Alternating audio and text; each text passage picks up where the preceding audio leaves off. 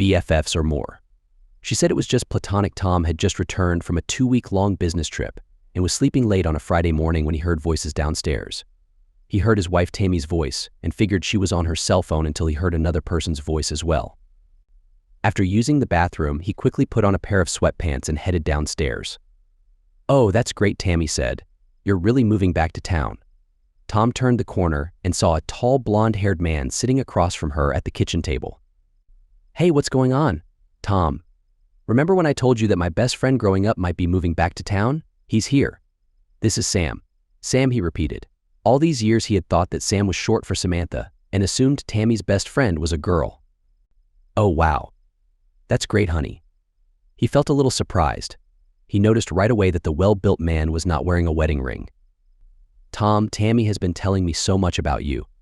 It feels like I've known you for a long time." He stood and held out his hand to shake. Tom wasn't ready for such a firm handshake and winced in pain as the strong fingers squeezed tighter and tighter. "Ouch." "Oops, sorry," Sam chuckled before releasing his hand. Tom shook his hand, wondering if anything was broken. "So, when are you actually moving back?" "The moving van left my stuff yesterday, so I've got a lot of unpacking to do." "Honey, I know we talked about taking the boat out today, but Sam needs some help and I told him I would stop by after lunch today. You can come too, if you're not busy." "Talked?" "We agreed to get the boat out of dry dock and started up to get it ready for a cruise with Gina and Greg tomorrow on the lake." Sam interrupted. "That's okay. I have a week to get the place livable." Tom could see his wife was upset. "Hey, you know what? I need to get the motor running first and the mechanic will check everything. Go ahead and help Sam." She smiled and moved over to hug him. When she stood, he noticed that she was wearing a very thin robe. "Thank you, honey. Oh, also, Sam doesn't have any power or water, so I told him he could stay in the spare bedroom until Monday or Tuesday." "That's okay, right?" Tom had heard enough. "Nice meeting you, Sam." He turned and walked back upstairs. As he stood to adjust the water temperature in the shower, he heard the door open. "That was rude," she proclaimed. "Just walking away like that." He tried to hold back his anger. "Shoot, Tam, I told you 3 times about cleaning up the boat today. Plus, how long have you known Sam Boy was moving here?" "A few weeks, but I forgot to tell you and I'm as surprised as you are that he just showed up here this morning." "Why are you acting this way?" "He's just a friend and that's all." "Just a friend that you ditched our plans today with me to help him move in. Go and help him move in." "I don't care. Now leave and let me shower, please." "Tom, you're being unreasonable, and I'm not going to talk to you when you are like this. I'll contact you later about dinner." She turned and walked out. As she finished her breakfast, she thought about her relationship with Sam. It all started in 3rd grade on the school playground when another boy tripped her, causing her to fall and skin her elbow. She was about to stand and swing at him when she saw another kid crashing face forward into the swing set. "Thanks," she said to a non-recognizable kid and stood up, rubbing her elbow. "Are you new here?" "Yes, I'm Samuel," he grinned. "Your arm is bleeding and you need to go and see the nurse. I'll go with you." After that, they did everything together. At 9 years old, they loved to play video games and watch movies on the TV. Everyone teased them that they were in love, but they both said they were just friends. A month later, they played on the same soccer team and loved to roller skate on Saturday mornings. Sam basically moved into Tammy's house since his parents worked weird shifts at the hospital. He started going on her family's vacation to the Delaware beaches with them, and her parents treated him like a son. Things got awkward, but they still hung out with other friends. They dated other people, but their romantic relationship with each other never happened. It was a month before the senior prom when he asked her to go. "With you," she chuckled. But when she saw his face, she knew she had hurt his feelings. "I mean, you're like my brother." Again, she saw his face sink. "What I mean is..." "Forget I asked," he snapped back at her. He started to get up from the sofa and leave, but she grabbed his arm. "Let me go. Stop and listen to me. I love you, Sam, but you're my best friend forever, and I don't want to lose that." He took a deep breath and sat back down. "I know and feel the same, but I don't have a date, and it will just be fun with no romance. You're special to me, and I want to remember this prom for the rest of my life." Sam rented a tux and a limo and stood proudly in the doorway before ringing her doorbell. Tammy's mom, Betty, answered and gasped. "Oh my goodness, look at you. You're not a boy anymore. Wow." Her dad said, walking up next to his wife. "Am I going to have to worry about what you do after the prom?" Sam blushed. No, sir. My intentions are honorable. You have nothing to worry about. Dad, let him in, please, Tammy cried out. Wow, Tammy blushed. Come in, silly, it's just me. After Betty took photos of them standing, him putting on her corsage, hugging. I feel like Cinderella, she whispered, sliding next to him and holding his hand. And tonight you are my prince. Both of them were totally caught up in the moment as they danced close, her head close to his shoulder. As the lights dimmed and the music flowed, she moved her face back and closed her eyes. They didn't see the yearbook photographer snapping their photo. Tammy, I thought that. You didn't want, he whispered as she rubbed her cheek against his. I want tonight to be special too, just tonight, and tomorrow we go back to being best friends forever. Again, they hugged but with more passion than before. The rest of the night was hazy as they hurried out to the limo and spent the next hour or so at a fun arcade. They hugged for a while before parting ways and going home. Well, that was a crazy night, she joked as they gave each other a quick hug at her doorstep. After the prom, they stopped seeing each other, and a few months later, they went away to separate colleges. Before he left, he wrote her a letter saying he was sorry for going to the hotel with her and that he hoped she didn't hate him. She kept his letter for future memories. On Christmas break, she was surprised when he rang her parents' doorbell holding a present. Sam, what are you doing? Here, Tammy, I've missed my best friend so much that it's killing me. We messed up on prom night, and I want to see if we can totally forget it and start anew. Tears flowed from her eyes. Oh God, yes, I want my best friend back. She jumped into his arms and hugged him until her mom came to the door. Who is it? Sam, is that you? Thank God you two have made peace. Come in and join us for dinner. The next 4 years, they spent their breaks and summers together but never went past being best friends again. It was just after her graduation from college when he called and told her that he had eloped with a girl he was dating and was now married. However, they kept emailing and texting every month. I still cherish our friendship, Sam wrote her one day. But my wife is extremely jealous, and when I told her about you, she got upset and told me I had to break it off or else. She just never accepted that we could be so close and not have slept together. I understand, and I'll be here for you if you ever need a friend again. Take care, and know that you are very special to me. That was the last she heard from him until a few months ago when he emailed her that he was moving back to town. He wrote that he was now divorced and needed to get back to his roots. Hopefully they could resume their special close friendship. Thus the emails and texts started flowing again. Back to the present, Tammy dressed in jeans and a loose t-shirt and was sitting at the table when Tom walked down the stairs. She expected him to walk into the kitchen, but he headed towards the garage.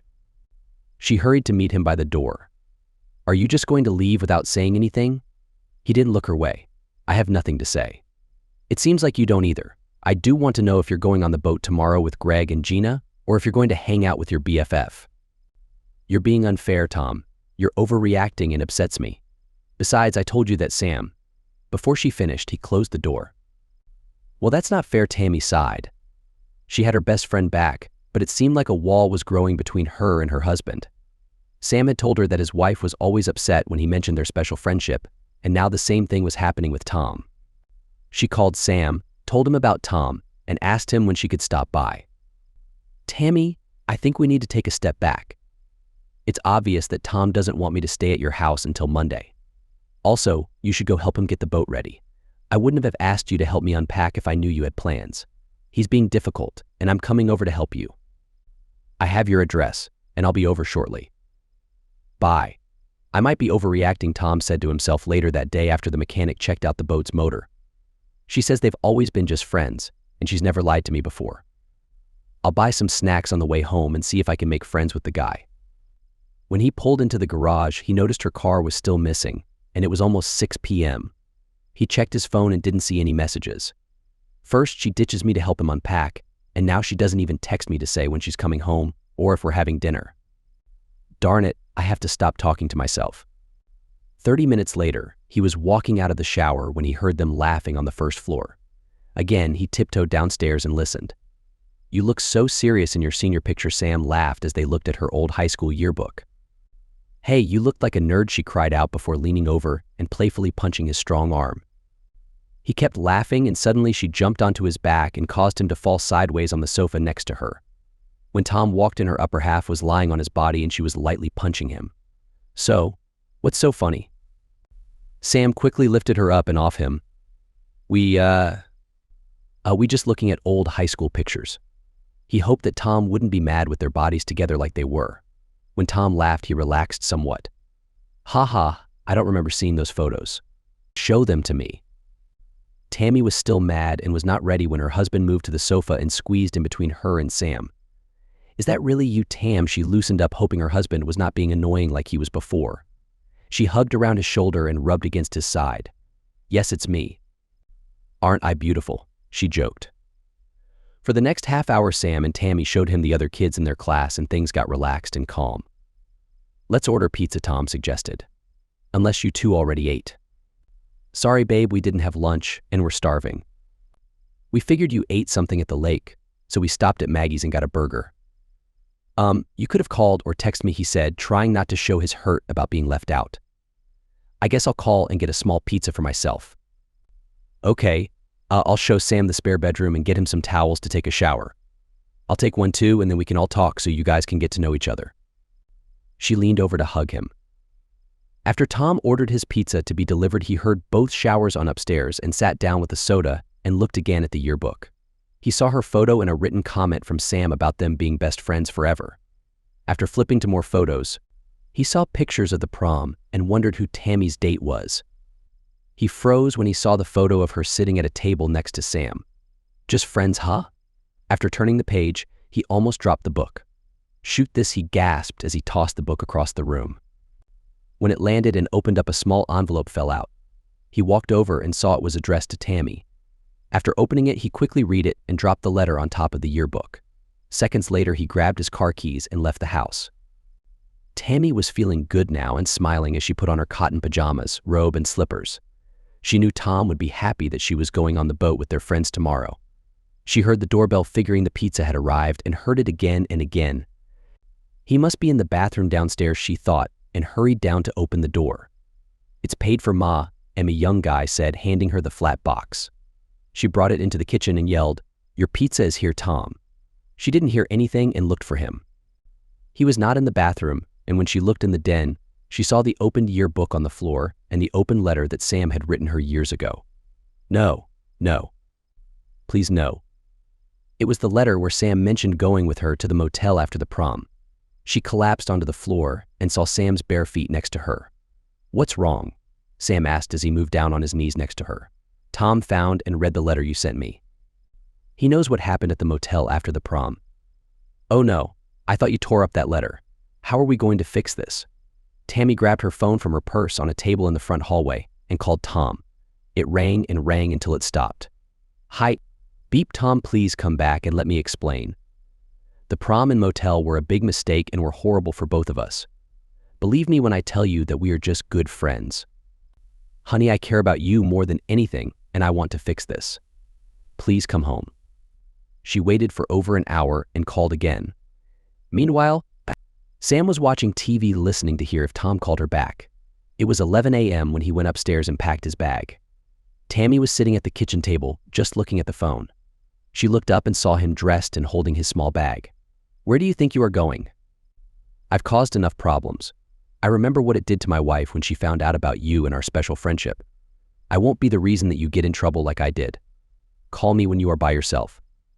She wanted to argue for him to stay, but knew it would be better if he left for now. Meanwhile, she needed to undo the damage. Okay, I'm so sorry that this happened. She moved to him for a hug and didn't want to let him go. Good night. He said the same back to her and walked out. She sent Tom a text. Sam left, so please come home and let's talk. Please, I care about you, honey. She sat on the sofa until around 1 a.m. when she fell asleep. The next thing she knew, it was light outside. After stopping at the hall bathroom, she looked into the garage and saw Tom's car. He's home, she whispered to herself. Tom walked into the house after 2 a.m. and saw his wife asleep on the sofa. He thought about waking her up, but was still upset how she had lied about Sam and her only been friends. No matter what their relationship is, now there is no way he could trust them together. He really had only one choice now. He too was awoken by the bright light from the morning sun. Good morning, Tammy whispered on his ear. But he pulled her back. Tom, how can you accuse me of that? I've never cheated on you and I never will.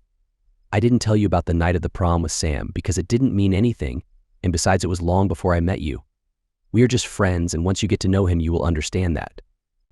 It's decision time for you, Tammy. You have to choose between him and me. Oh my God, are you serious? And what if I don't choose? Not making a choice is the same as choosing him. I'm going out on the boat today with Greg and Gina and should be back around 8 p.m. So you have until then to decide. Tom, you're being unreasonable with this. I know that you are good friends with Marianne at work. What if I said you had to decide between her or me? It's not the same. I've never taken things further with her like you and Sam did. You have until I get back. Tom, wait. But he was gone and she collapsed down on the bed crying. So where is Tammy? Gina asked as she held Tom's hand while getting on the boat. She had a friend stop into town unannounced and stayed at home. So, it's just the three of us. Actually, Greg and I are having some issues right now, so I decided to join Tammy and you. Hell, I'm going and really need some company right now. I promised to be a gentleman. He grinned at the cute, short, brown-haired woman who was his college friend he had introduced Greg 2 years ago. Actually, I probably need your advice about something. I trust you, she smiled as she tossed her bag on the deck. I need a break right now as well. So let's share our advice. They were quiet as he drove out onto the lake and anchored in a small, deserted cove. A few dark clouds appeared suddenly and caught them in a downpour. They laughed and jumped into the water.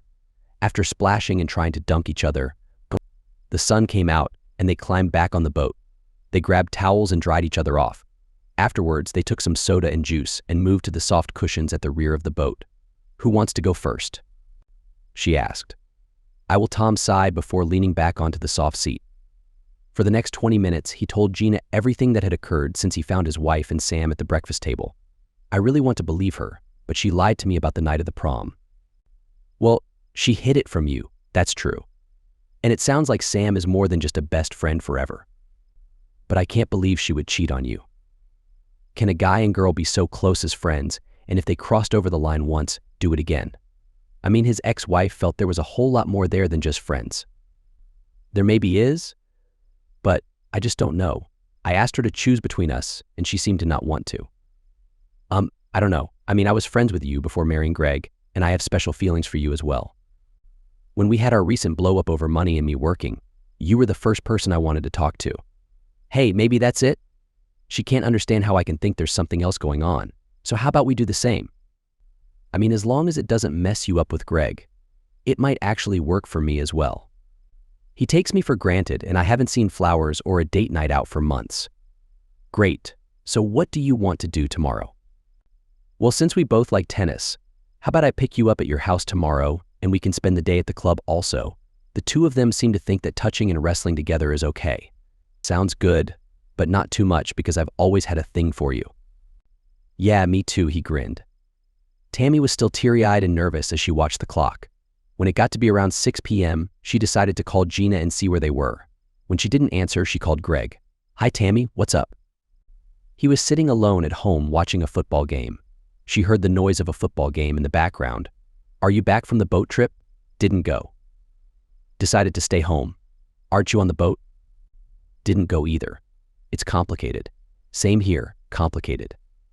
I guess Gina and Tom went out alone. I guess so. Do you want to talk about it? She asked, slightly worried that Tom was alone with Gina for the day.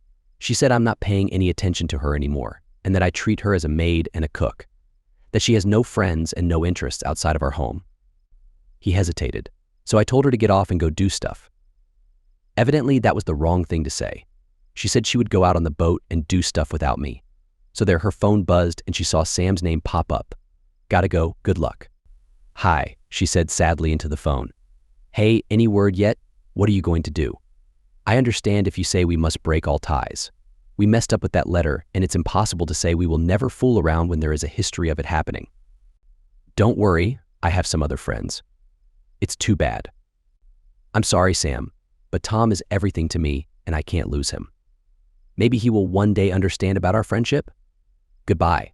She hung up and started crying again. Later that afternoon, she decided to meet the boat at the docks. Tom and Gina were heading into the docks when he saw his wife standing on the pier. Look, she's here, come and hug me. Gladly she giggled and pressed her hand into his back. That should get to her. Hello. They heard Tammy's yell. Gina quickly moved away, looking guilty. Hi Tam, we really missed you today. Greg couldn't make it, so it was just me and my old friend.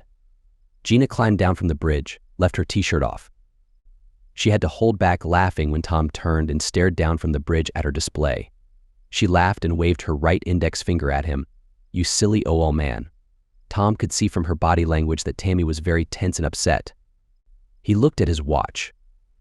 It's only 7 p.m., so Gina and I will finish up here and meet you at home at 8 p.m. for our meeting. Tammy was mad at what she saw and was ready to tell him that Sam would be in her life, take it or leave it. But she realized that was the same as Tom felt when he saw her wrestling on the sofa with Sam. Plus, she hid that Sam was moving back to town. If he insisted on her ending things with Sam, then she would do the same about him and Gina. Except he had not fooled around with Gina, at least that she knew of. She wasn't sure what she was going to do as she drove back to their home. It was almost 8 p.m. when she heard Tom coming into the house. She was angry about what she had seen on the boat between Gina and him. She acted bored and uncaring as she sat back on the sofa and pretended to read a magazine. Hello, I'm home, he said loudly. So, have you made a decision? Him or me? Both, you as my husband and him as a best friend. Final answer, she said sharply while not looking up from a magazine. I told you, that means you chose him. That tells me where I stand. He quickly walked up the stairs and took a shower. As he was coming out of the bathroom with a towel wrapped around his waist, you spent all day at his house today, and it's obvious that he has a thing for you. Maybe not today, but he will hit on you again. I can't be sure that you will say no. How about Gina and you alone on the boat today as well? I saw her hugging you. First of all, I never knew Sam was a guy. I knew you were sending emails and texting, and it never worried me. Then I hear when he shows up here in my house that he has moved here. Then you run to help him move in and drop our plan to go out on the boat. You can trust me. Trust Sam and me. We don't feel that way about each other. Please, Tom. Don't make me give up my best friend. I'll cut him out if it becomes a big deal that will come between us, but give it a chance. The next morning, she slept in later than normal, and after waking, she found him gone. She discovered a note on the small whiteboard in the kitchen playing tennis with Gina. See you later. We will probably eat lunch at the club. Tom. She was happy on one hand to have Sam back, but on the other hand, she was nervous about Tom and Gina getting together, especially since Greg and she were having issues. She called Sam. I thought we were cutting it off, Sam said, surprised to get a call from her. Things have changed. I'll be over to help you move in, and I will tell you all about it. Gina was hesitant to walk into the house after she left Tom. She was still thinking about the tight hug from Tom before leaving the boat. Lately, all Greg and she did was argue over stupid things. She finally let her anger out about how much he took her for granted and wondered if he would change. Hello, I home. Nothing. Hello, Greg? Nothing. She walked into their bathroom and saw a note written on the mirror. Things are not okay between us right now, and I am mostly to blame. I hate my job and I need to get away for a couple of weeks. I'll be out of touch. Greg, that jerk, she whispered before picking up her phone to call him. When it went to voicemail, she let go. Typical cowardly action from you, Greg. Don't solve any problems, just tuck in your tail and run away. I hope you find yourself because I've given up. She had hoped that her going on the boat without him would snap him out of it and make him start appreciating her again. Luckily, she still had Tom. She wondered what happened when he faced Tammy again. She smiled when she got a text from him. See you at the club at 10 a.m. tomorrow. Court 4 reserved.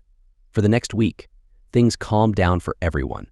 Tammy continued to help Sam move in, and Tom and Gina got together for lunches and playing tennis. No one seemed to be jealous or did anything to cross a line between being just a friend. But on Friday, Greg's sister told Gina that Greg had gone on a cruise and not alone. Gina knew it was over and called Tom. Would you come over? I need someone to be with me. What happened? Did Greg come home? Are you okay? No, and no, but I can't talk on the phone. Tammy and I will be there in a few minutes. Tom, I just want you to come. I think Greg and I are finished, and I need your company. Okay, I understand. He hoped that Tammy would as well. Tammy was putting on her pajamas when Tom walked into the bedroom. She saw the concerned look on his face. What's wrong? Gina just called and said something bad has happened and wants me to come over there. I'll call later and let you know what's going on. It's 9 o'clock. Can it wait until tomorrow morning? If it's that bad, I'll go with you.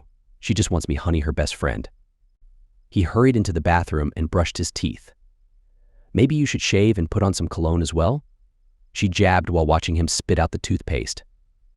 And I think there are some protection in the nightstand. Now, who is being mean? You can't have it both ways. She needs me, and I'm going. She stormed away and sat at the kitchen table as he hurried out the door. Call me. Gina had figured that Greg just needed some downtime away from his job and life in general. She figured he had gone to his family's lake cabin, but was blown away when she discovered he went on a cruise with another woman. No wonder he treated me as a cook and a maid. He got his attention somewhere else. A few minutes later, Tom rang her doorbell. As soon as he stepped inside, she jumped into his arms. I'm so glad you came. Her arms hung around his neck. Shoot, that's about all we have. Greg finished a six-pack most every night except his 2 bowling nights. Darn it. He must have gone on the cruise with Elsie. She's a divorced woman on his bowling team. A few times when I stopped there, she was hanging all over him. He said it was just some flirting like I do with you. He let that go by as he detoured his eyes away from her light blue silk robe. I'm done with him and have been for some time now. I've been saving money in a separate account and have enough if needed. The principal at my school has a brother who is a lawyer and said he would help me get the paperwork started.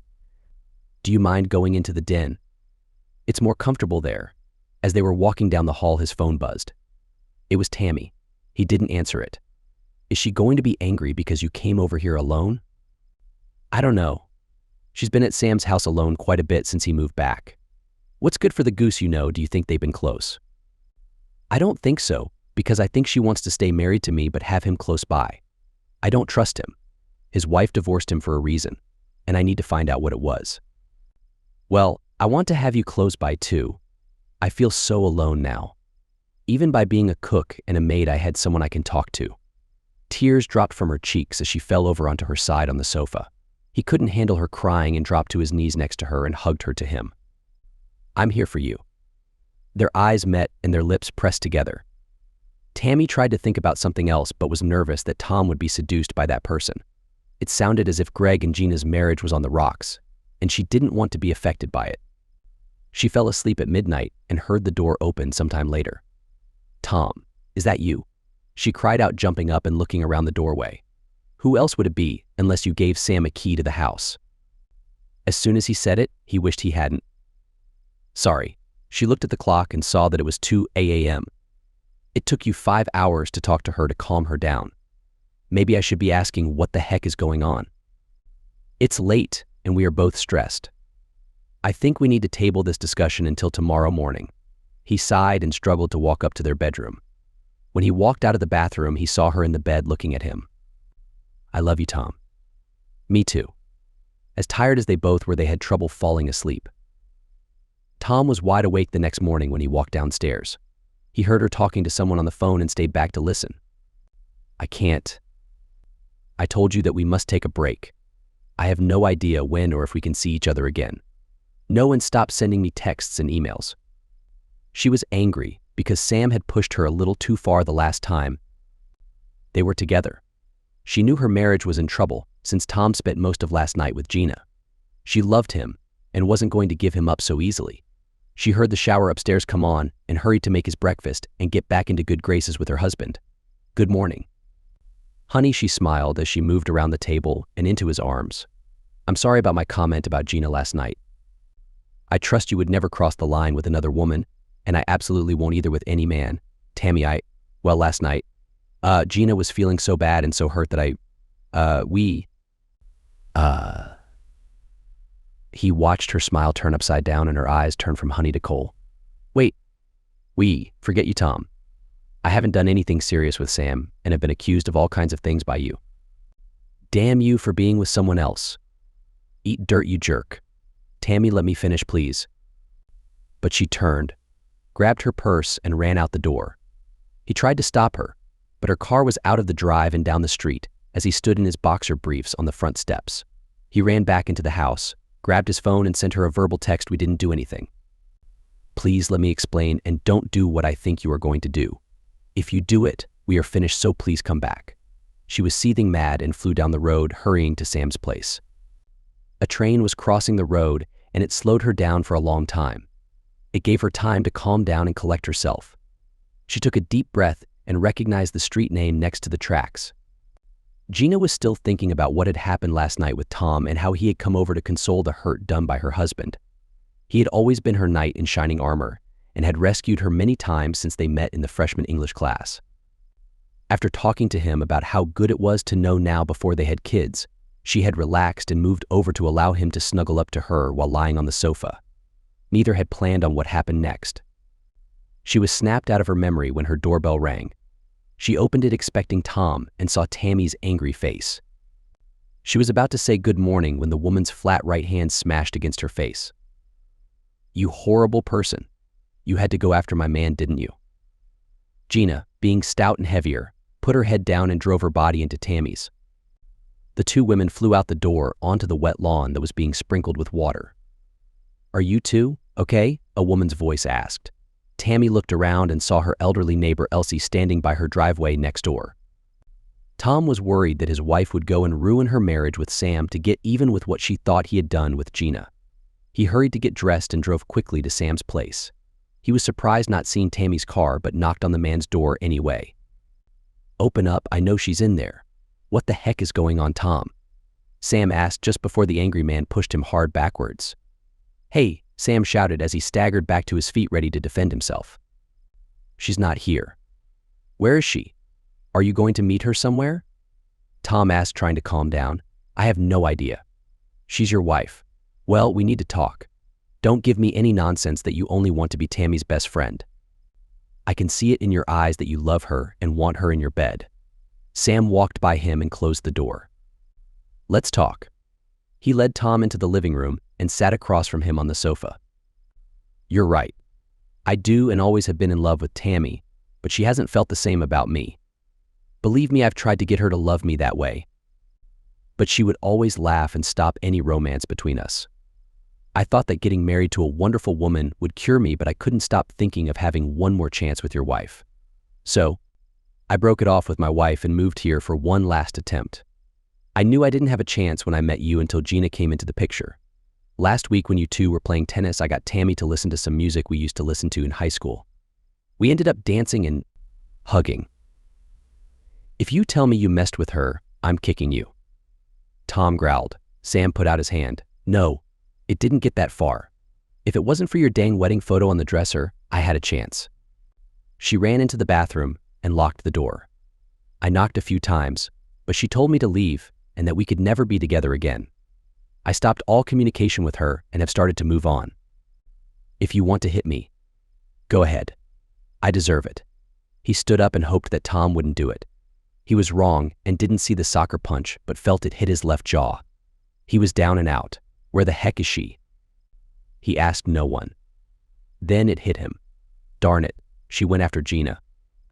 Gina and Tammy were completely soaked from the lawn sprinklers and were dripping on the hallway floor. They glanced at each other's messy hair and wet, clinging pajamas and suddenly realized how stupid they had looked to Gina's neighbor. "Tom told me what happened. That you two hooked up last night when he came over here," Tammy directed at her number one enemy. She thought she would lie to get Gina to admit it. I wish Gina sighed. "But that darn man is too in love with you, darn it." I actually had his hand heading towards my lips when he grabbed my head and looked into my eyes and said, "This isn't going to happen. My wife may be cheating on me, but I will not do the same while we are still married. I tried one more time, but..." Tammy stopped her quickly by doing something her brother taught her years ago. She hooked her fist from her right hip upward until it struck under Gina's chin. The shorter Italian woman's eyes rolled back into her head as she fell back against the closet door and slid down onto her bottom. It suddenly got very dark for Gina. Tom drove by Gina's house but didn't see Tammy's car. He had no idea where she had gone but decided to head to the nearest medical mart to get his right fingers checked out. He knew at least one of them was broken from hitting Sam. The place was crowded, so the receptionist took his insurance card and started to sit down when he heard his wife's voice. "I told you that I don't have my Blue Cross card because I don't have my purse with me. Let me call my husband and he can give you the information." Tammy took the woman's phone and called Tom. She heard the familiar phone alert loud and clear and realized it was close. She turned quickly and saw him standing behind her holding his buzzing phone. "What? What are you?" "Same as you," he grinned as he held up his twisted, painful right fingers. She did the same. Tom looked at the girl behind the counter. The other lady has our insurance information. Let's sit down. Tammy followed him to a quiet corner of the waiting area. He couldn't help but grin, and she did the same before they leaned together and hugged. She moved her lips to his ear and whispered, "I guess neither of us have any best friends anymore." "We have some work to do with our marriage, but how about we be our own best friends?" Tom whispered back before saying, I love you too." Epilogue: Sam packed up and moved back into his old town and attempted to get back with his ex-wife, but she slammed the door in his face. Apparently he had built in their attic a shrine to Tammy that she had found. After a few attempts at contacting Tammy again, he finally gave up and found a waitress in a nearby truck stop to marry. Her name was Tammy. Greg caught a disease on the cruise and spread it to several women after he returned to town. He did remarry a woman who was a wonderful maid and cook. Gina, well, she decided to become a professional boxer for 2 bouts. Both times she was knocked out by unseen uppercuts. Tammy and Tom settled down and had 5 kids in total, and none of them were named Samantha, Samuel, or Gina.